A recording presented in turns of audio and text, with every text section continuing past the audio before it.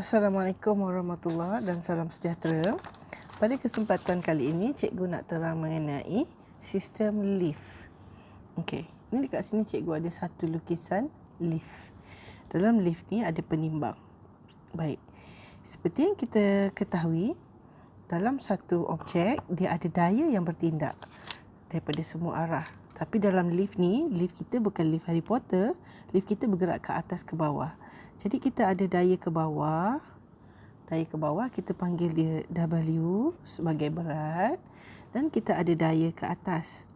Daya ke atas kita panggil dia sebagai R daripada normal reaction force, R. Daya tindak balas. Jadi apabila lift dalam keadaan pegun, jadi situasi satu, dalam keadaan pegun. Pegun bermaksud dia tidak bergerak. Jadi kalau tidak bergerak, dia ada pecutan tak? Tak ada pecutan. Jadi pecutannya sifar. Pecutan sifar. Jadi kalau pecutan sifar bermaksud daya adalah sifar. Daya pun sifar. Jadi daya paduan yang bertindak terhadap lift ini daripada atas dan dari ke bawah adalah sama. Jadi R akan sama dengan W. Okay. Itu keadaan kita yang pertama. Kalau lift pegun. Keadaan kita yang kedua, kalau lift bergerak ke atas. Lift bergerak ke atas. Jadi bila lift bergerak ke atas, bermaksud R akan tarik W naik atas. Bermaksud nilai R lagi besar daripada W. Jadi daya paduan F sama dengan R tolak W. R yang besar, dia akan tolak W, tarik ke atas. Jadi F, kita dah belajar F sama dengan MA R. W kita dah belajar dalam form 4 itu. W sama dengan mg. Jadi bila kita susun balik, R ma tambah mg. Jadi bila kita faktorkan, R ma tambah g. Okay, kat mana yang penting sebenarnya? Yang pentingnya kamu ingat kat sini pun dah cukup dah. Kalau kamu tak ingat kat sini. Macam pegun. R sama dengan W. Kenapa? Sebab F sama dengan kosong. Kamu ada dua daya.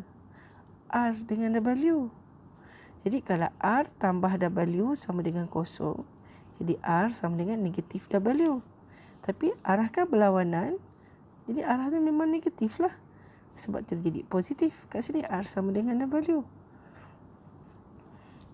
Jadi kat sini, kalau kita ambil F sama dengan daya atas tambah daya bawah. Tapi daya bawah, arah ke bawah, negatif. Sebab tu dia jadi negatif. R tolak W.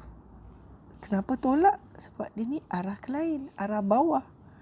Tolak W. Macam tu.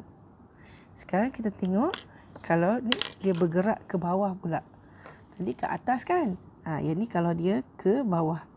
Jadi kalau lift ini bergerak ke bawah, F sama dengan siapa yang besar? W kena besar daripada nilai R. Sebab W akan tarik R ke bawah. W tolak R. Jadi kita tahu F sama dengan MA. W sama dengan MG tolak R. R sama dengan MG tolak MA. Jadi bila kita faktorkan, R sama dengan M. G tolak A. Biasanya kalau dalam soalan, nilai R ini, indikator nilai R ini akan merujuk kepada bacaan penimbang dalam lift. Biasanya lah. Tapi bergantung pada soalan. Nanti kita tengok contoh-contoh soalan yang sepadan. Baik, seterusnya cikgu nak sambung mengenai takal. Baiklah. Ini contoh soalan takal. Kalau pada soalan takal, pada sistem macam ni, biasanya soalan akan minta kita cari pecutan. Jadi, kita dah belajar daya. Kita nak cari pecutan, kita akan pakai formula F sama dengan MA. Jadi F ini adalah, kena ingat, daya paduan, daya bersih, daya tunggal dalam sesuatu sistem. Manakala nilai M pula, kalau dalam sistem takal, dia akan merujuk kepada jumlah jisim. Jadi kena fahamlah dekat sini sebelum kita menggunakan formula F sama dengan MA. Jadi dalam sistem takal ni dia ada dua bongkar. Jadi kalau yang ini tarik, yang ni akan naik ke atas. Tapi kalau yang sebelah ini tarik, yang ni akan naik ke atas. Jadi kita ada daya yang tarik dia ke bawah, iaitu W sama dengan mg. Okey. Dan kita ada juga daya belah sini, W sama dengan mg. Jadi kita tengok nilai G ni berapa ikut soalan, ikut kertas periksa. Kalau dia tulis 9.81, kamu guna 9.81. Kalau dia guna nilai 10, guna 10. Jadi kita kira W yang pertama dulu, kemudian kita kira W yang kedua. Jadi W kita yang pertama, W sama dengan mg. M dia 5 kilo. Kita anggaplah G dia adalah 9.81. Jadi jawapan kita adalah 49.05 Newton. Jadi bila kita kira W yang kedua, 2 darab dengan 9.81, kita dapat 19.62 Newton. Jadi daya ni takkan dua-dua naik atas. Mesti satu ke bawah, satu ke atas. Kalau 2 kilo ke bawah, 5 kilo ke atas. Atau 2 kilo ke atas, 5 kilo ke bawah. Jadi jumlah daya yang kita ada adalah 4905 tolak 1962. Kenapa cikgu tolak nombor besar, tolak nombor kecil? Sebab cikgu tak nak bacaan dia ada negatif. Tapi kalau negatif boleh tak? Boleh, tak ada masalah. Kalau kamu nak buat 19 tolak 49 ni boleh. Tapi kamu dapat negatif 29 lah, menunjukkan dia pergi arah ke atas. Arah berbeza, arah bertentangan. Jadi kamu dah ada daya bersih di sini. Jadi kamu ambil nilai daya ni, kamu ganti dalam formula F sama dengan MA. F sama dengan MA. Jadi F kamu 29.43 sama dengan jisim, ambil dua-dua. 5 campur 2. A, macam tu.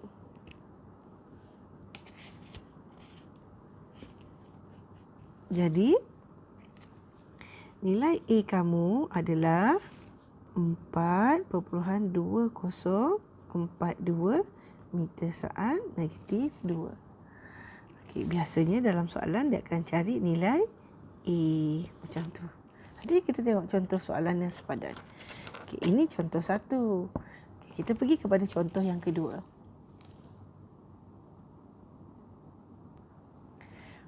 Baiklah, ini contoh yang kedua. Sama juga macam contoh tadi. Biasanya soalan takal akan minta pecutan. Tapi kita tengok dulu yang ni.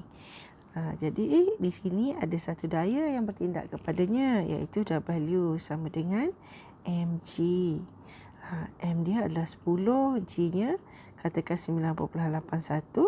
Jadi W kamu adalah 98.1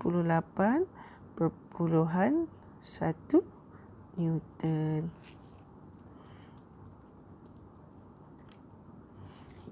Kemudian kamu nak manipulasikan formula F sama dengan MA. F sama dengan MA. Kamu nak pakai formula F sama dengan MA untuk cari pecutan. Jadi nilai F yang kamu ada adalah 200. Ambil dari sini 200 Newton. Tolak 98.1. 98.1 datang daripada nilai bacaan yang bawah ni. 98.1. 98.1. Tak nampak ke punya cikgu tulis ya? Minta maaf. 98.1 datang daripada sini. Jadi 200 tolak dengan 98.1, kamu akan dapat jawapan 101.9 Newton. Kalau kamu buat terbalik, boleh tak? 98.1 tolak 200. Boleh. Jawapan kamu dalam bentuk negatif. Tak ada masalah. Hanya menunjukkan arah yang berbeza. Bermaksud, objek itu bergerak dalam arah yang bertentangan. Kemudian kamu masukkan formula F sama dengan MA. F kamu adalah 101.9. Jisim kamu, 200 ni daya ya, bukan jisim. Ini jisim kamu 10 A. Jadi A kamu adalah 101.9 bagi 10. Kamu dapat 10.19 meter saat per. Okey? Macam tu. Okey. Cikgu tunjuk contoh sekejap ya. Sekejap cikgu bagi tunjuk contoh. Baiklah. Di sini cikgu ada buku yang ada contoh soalan. Jadi kita tengok soalan dia ya. Kita baca sama-sama. Rajah 5 menunjukkan seorang lelaki berjisim 72 kilo berdiri di atas sebuah penimbang dalam sebuah lift. Lift itu sedang bergerak ke bawah pada halaju seragam 2 meter per saat.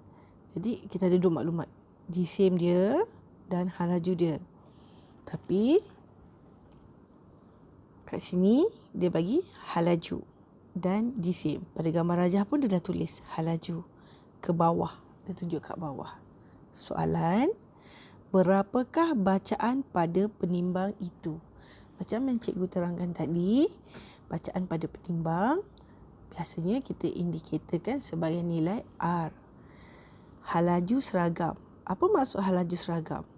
Maksud halaju seragam adalah halaju awal dan halaju akhir adalah sama.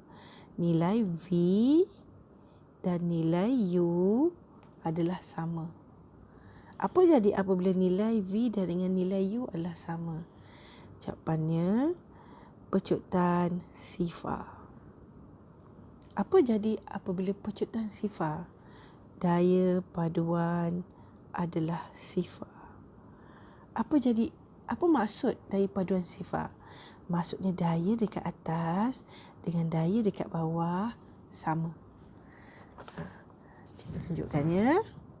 Jadi kamu ada lift.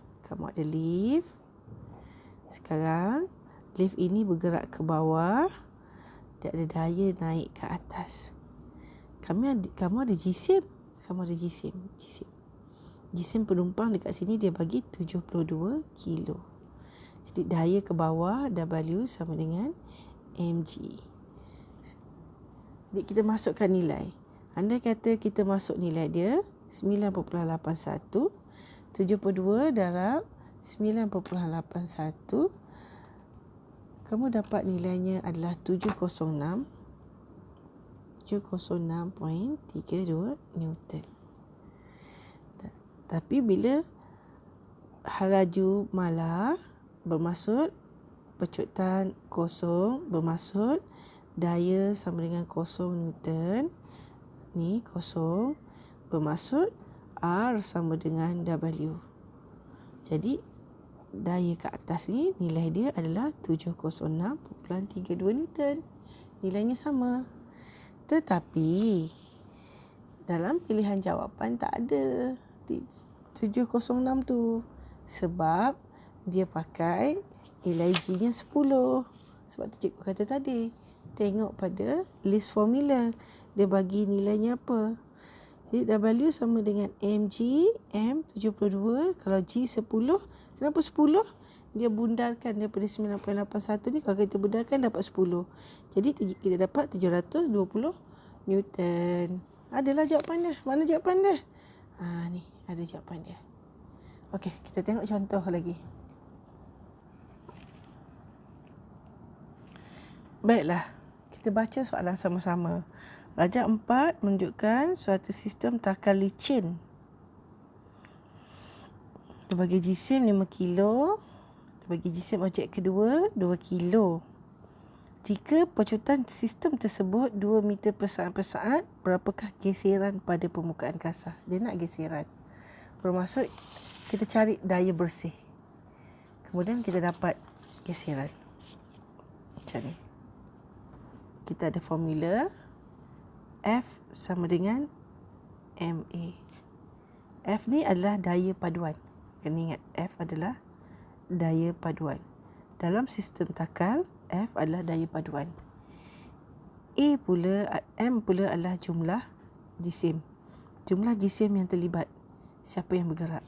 Dalam soalan ni, ada 2 jisim. 5 kilogram dan 2 kilogram.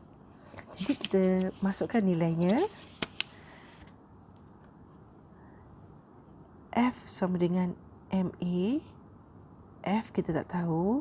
M kita tahu. 5 tambah 2. Nilai A kita tahu tak? Nilai A kita tahu. Ini nilai A kita. 2 meter per saat. Jadi nilai A kita pun 2.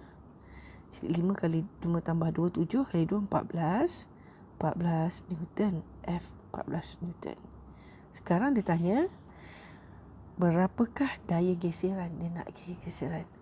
Jadi kita kena tahu daya bagi setiap objek. Kita ada 2 objek. Jadi objek kita macam ni. Ni takal. Kita ada objek tarik kat bawah kat sini. 2 kilo. Dan ada objek dekat sini. 5 kilo. Okey. Kemudian kita kira daya ke bawah dia. Daya ke bawah yang 2 kilo ni kita kira. Dia bergerak ke bawah lah. Kita kira W sama dengan mg. Kita ambil mg kita sebagai nilai 10.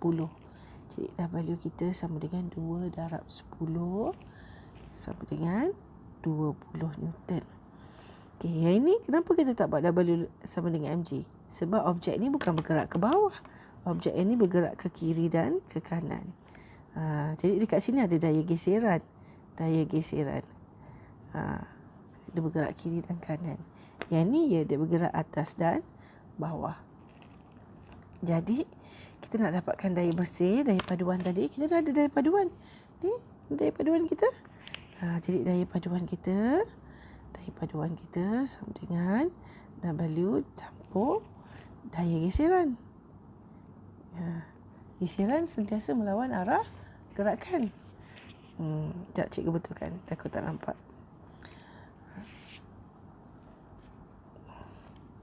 Jadi daya paduan yang kita ada 14 Newton. 14 Newton. W kita ada 20. Campur daya geseran. Jadi daya geseran kita sama dengan 14 tolak 20 lah. So kita dapat 6 Newton. Nampak negatif. Tapi daya geseran memang negatif. Melawan arah gerakan. Memang negatif. 6 Newton. Dapat jawapan? Ada 6 Newton. Okey. Itu saja untuk kali ini. Nanti kelas akan datang. Cikgu sambung lagi bab daya. Tapi cikgu ajar menggunakan kaedah segi 4 selari. Okey. Assalamualaikum. Assalamualaikum. Bye.